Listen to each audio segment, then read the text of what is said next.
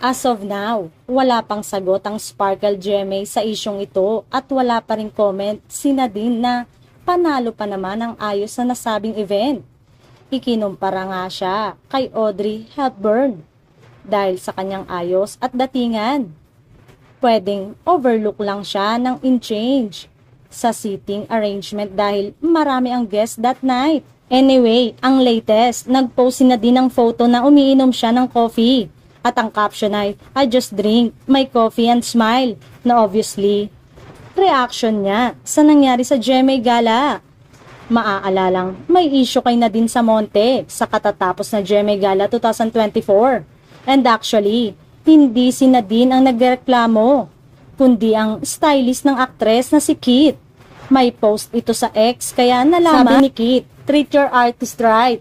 Kahit na di yan prime nyo, ba't kayo nag-i-invite pero wala pala sa listahan?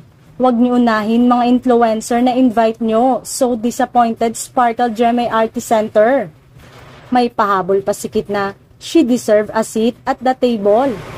Hindi naman nag-elaborate ang nasabing stylist hinggil sa nasabing issue ng aktres sa nakaraang ganap. Pero dahil sa kanyang pahayag, umani ito ng samot-saring espekulasyon sa netizen.